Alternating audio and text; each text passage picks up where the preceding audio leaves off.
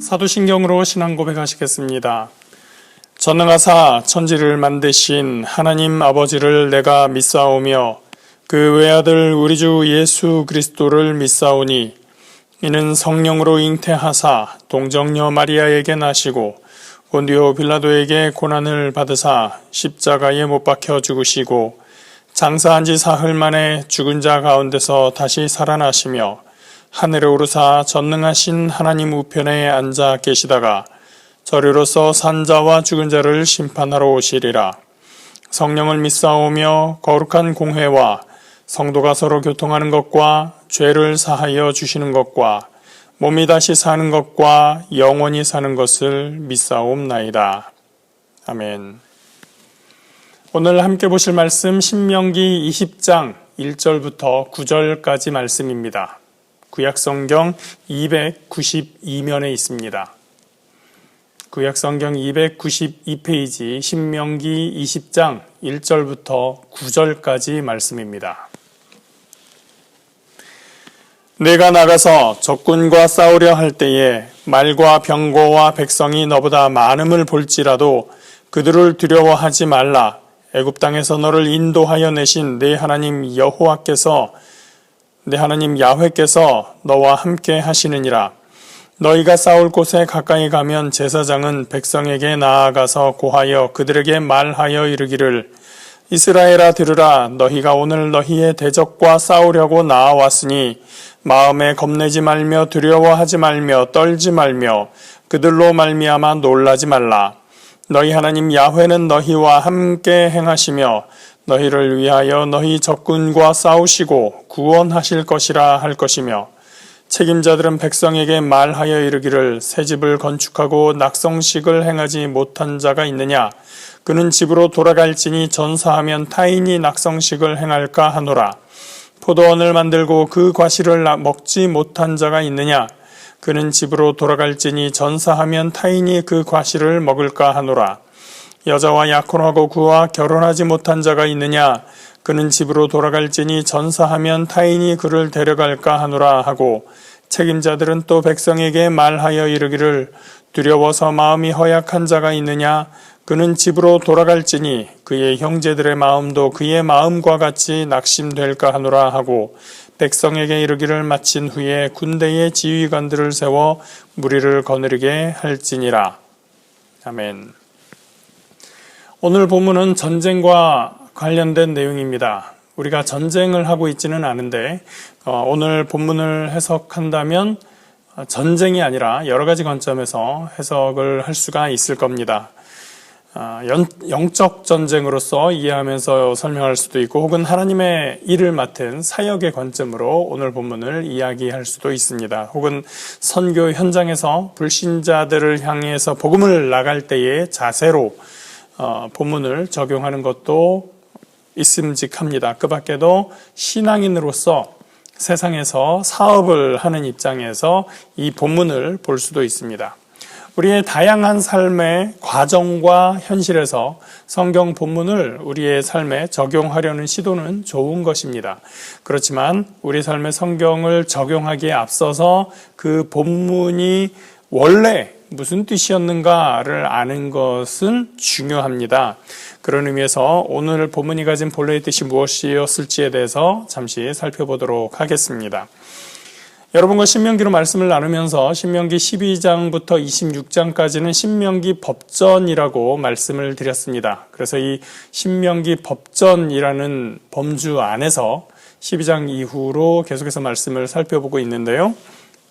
특별히 이 신명기 법전은 모든 계명의 핵심이자 중심 내용 혹은 대표라고 할 수 있는 10계명의 관점에서 10계명의 범주에서 이해하고 설명하고 있었습니다. 그런데 오늘 우리가 읽는 이 본문, 전쟁에 관한 본문, 10계명에는 전쟁에 관한 내용이 없지 않습니까? 그래서 이 본문은 그러면 10계명하고는 상관이 없는 것 아닌가? 라고 생각을 할 수 있지만 그렇지 않습니다. 10계명에는 살인하지 말라라고 하는 계명이 있기 때문이죠. 어떤 부분은 에이 그건 전쟁하고 다르지라고 얘기하는 분들도 있을지 모르겠지만 성경은 그걸 의식하고 있는 겁니다. 전쟁과 살인과의 관계성이죠. 사실은 제가 이 부분에 대해서 고민을 했었던 적이 있기도 합니다. 제가 입대를 했을 때 그때였던 것이죠. 우리 젊은이들이 군대에 입대하고 훈련을 받으면 우리의 적군이 있습니다. 당연히 적군은 다 사람들입니다. 특별히 우리는 우리의 적군을 북한군으로 두고 있습니다. 저는 입대하기 전까지 남북한의 통일을 위해서 기도하고 북녘 땅의 복음화를 위해서 기도하던 문화에서 살고 있었습니다. 그런데 군대에 와서는 복음에 대해서 알지도 못했고 복음을 북한 사람들에게 전해주기는커녕 그런 기회를 들을 기회도 주지 않은 상태에서 그들을 죽여야 한다라는 생각이 한편으로는 제 마음을 좀 어렵게 했었습니다. 율법으로서도 이 부분에 대해서 정리를 해야 될 필요가 있었을 것입니다. 살인하지 말라고 했는데 전쟁을 나가게 되면 전투를 하게 되면 반드시 그러한 일이 있기 때문이죠.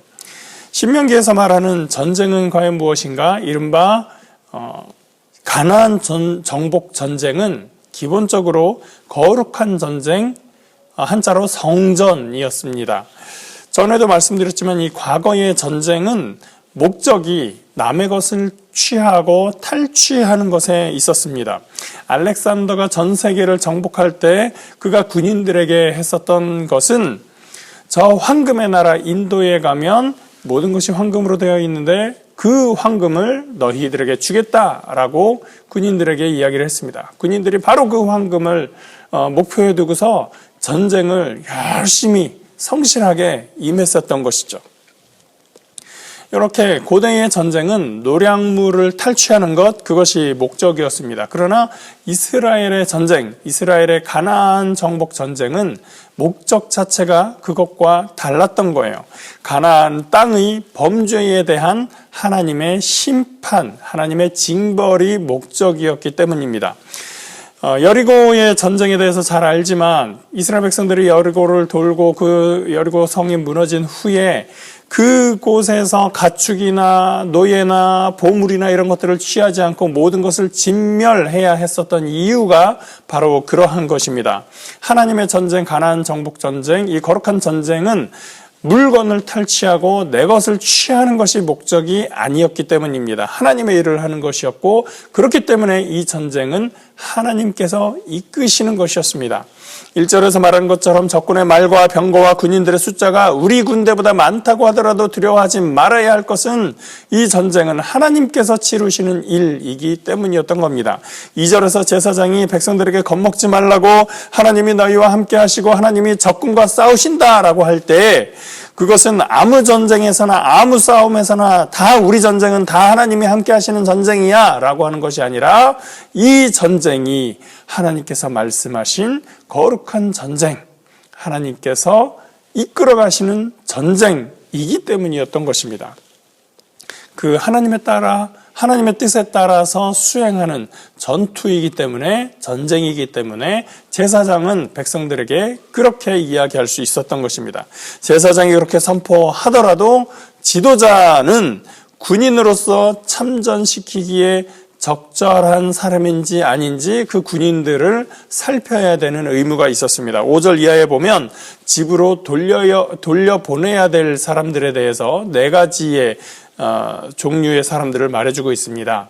첫 번째, 새 집을 건축하고 낙성식을 행하지 못한 사람, 그 다음에 포도원을 만들고 그 과실을 먹지 못한 사람, 또 약혼을 했지만 결혼식을 아직 올리지 못한 사람.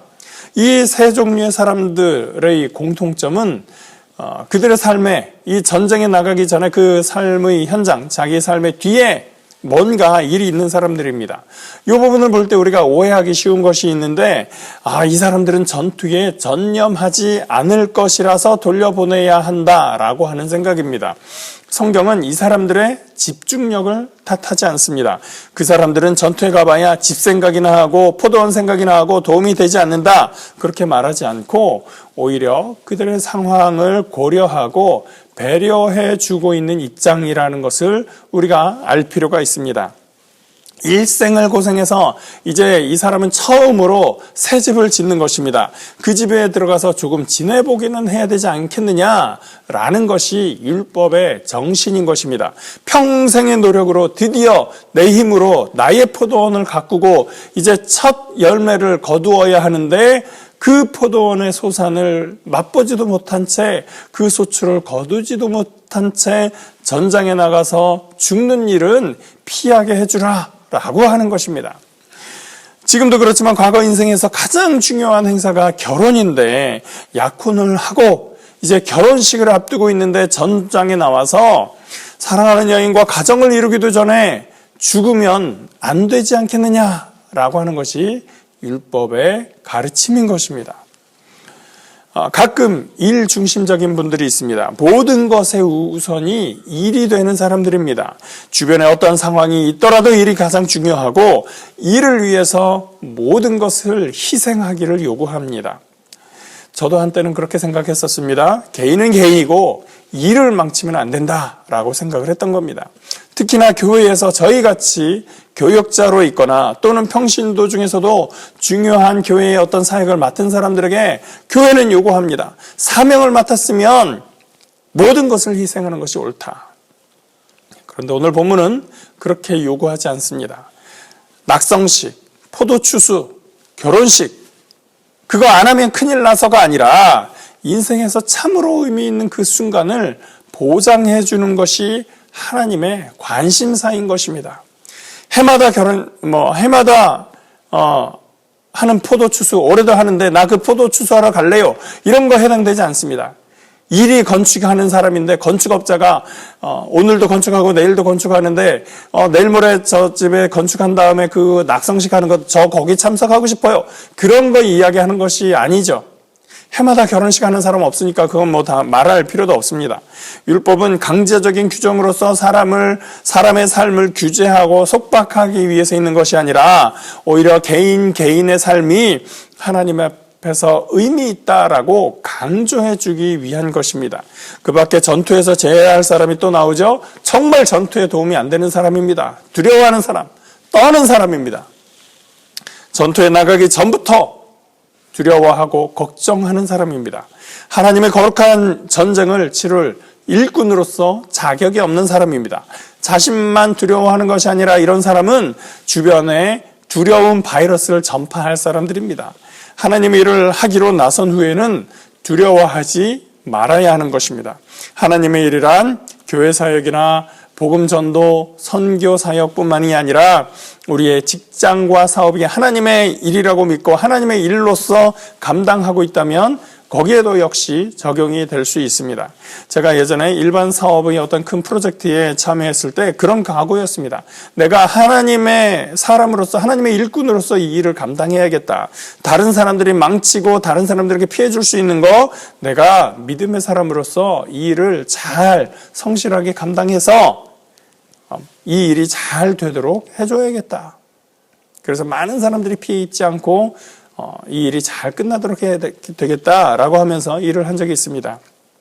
제가 모르는 분야의 일이었고 처음 하는 일이었지만 정말 하나님의 도우심으로 그 프로젝트가 잘 성공리에 끝났었습니다. 우리가 하는 모든 일에 하나님은 관심이 있으십니다. 우리의 사역뿐 아니라 직장과 사업이 맡겨졌으니 어쩔 수 없이 하기에는 우리의 시간과 정성이 너무나 아깝습니다. 특히 직장과 사업은 내가 돈 벌기 위해서 하는 일이 아니라 그 일 자체가 하나님의 일이 되고 그 일을 하는 과정이 하나님을 기쁘시게 하고 그 일의 결과로서 하나님께 영광이 돌려지는, 하나님께 영광을 돌리는 그런 일이 되기를 바랍니다. 그럴 때 그 일터가 하나님의 인재하는 곳이 되고 그 일에 하나님께서 함께 하실 것입니다. 오늘 나의 일에 하나님을 초대하고 환영하고 하나님과 함께 그 일을 감당하여 주님과 함께 기쁨의 삶을 누리는 저와 여러분 되시기를 예수님 이름으로 축복합니다. 기도하겠습니다. 사랑과 은혜의 하나님 감사합니다. 하나님, 우리의 일이, 우리의 삶이 하나님과 함께하는 일이 되기를 원합니다. 나의 욕심으로, 나의 욕망으로 하는 것이 아니라 하나님을 기쁘시게 하고 하나님의 뜻을 이루기 위한 삶의 현장이 되기를 원합니다. 주님, 우리와 함께하여 주셔서 우리의 삶에 임하여 주셔서 주님, 우리와 동행하시고 이 일을 함께 행하여 나가기 원합니다. 주여 도우시고 성령님 함께하여 주시옵소서. 그래서 이 모든 일을 하는 과정에서 그리고 이 결과를 통해서 하나님이 영광 받으시기를 원합니다. 주여 함께 하시고 임하여 주시옵소서. 감사드립니다. 예수 그리스도의 이름으로 기도합니다. 아멘. 하늘에 계신 우리 아버지여, 이름이 거룩히 여김을 받으시오며 나라가 임하시오며 뜻이 하늘에서 이루어진 것 같이 땅에서도 이루어지이다. 오늘 우리에게 일용할 양식을 주시옵고 우리가 우리에게 죄 지은 자를 사하여 준 것 같이 우리 죄를 사하여 주시옵고 우리를 시험에 들게 하지 마시옵고 다만 악에서 구하시옵소서. 나라와 권세와 영광이 아버지께 영원히 있사옵나이다. 아멘.